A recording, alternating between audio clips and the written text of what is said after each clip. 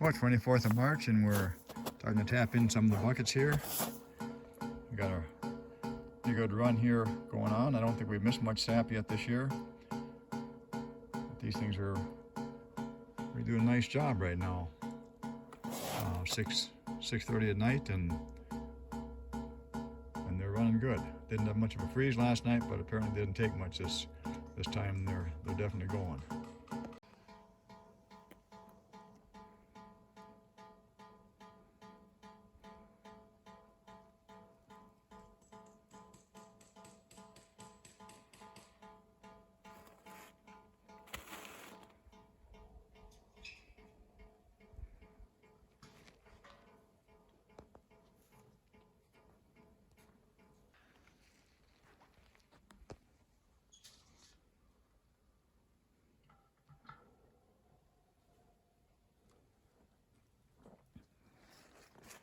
Snow has dropped enough here, so we didn't have to use snowshoes.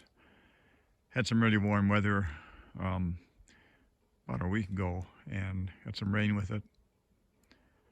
Pretty well took care of the snow base here that we had about 16, 18, maybe 20 inches, and we decided to wait it out and then tap after. So far we haven't lost any sap that we can see, so we should be tapped in about the right time, 24th of March here.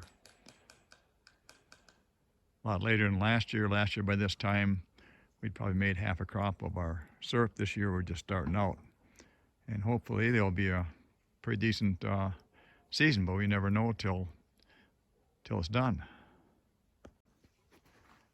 We've done this various ways over the years. This time we're tapping the buckets in and no covers, and we'll come around later and put the covers on. And sometimes we put the covers on the pails and then hang both the cover and the pail at the same time. So we've done it both ways, and this depends on the snow conditions and how things are working, which way we go about it. So that's kind of the reason that the covers aren't on right now.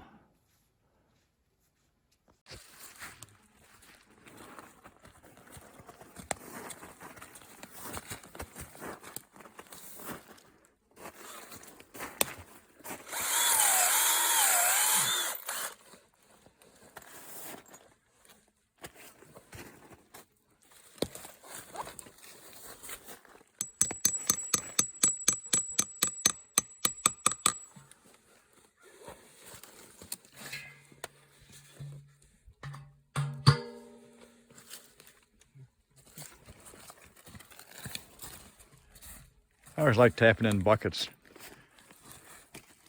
Sometimes better than, well, a lot of times better than tubing. Of course, gathering is a whole different story, but you get to hear this nice clinking away as they drip into their buckets, especially if you got metal buckets. And these are galvanized.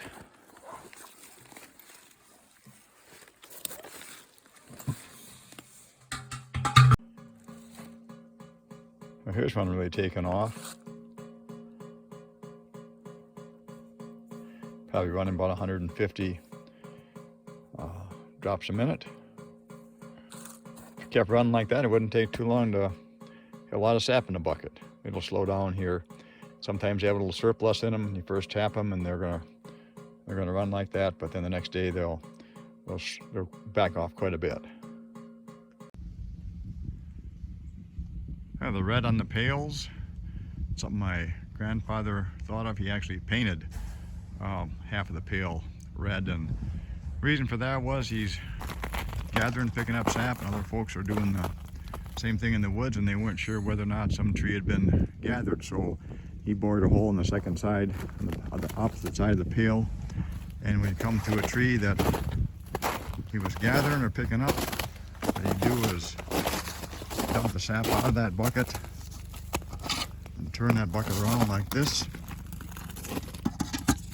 When it's empty, hang it, and then you could tell which pails have been gathered and which one hadn't. So he didn't go to trees that were already emptied, or he didn't leave some in the woods that still had sap in them. So that idea my grandfather had back in the, I'd say somewhere back in the late 20s.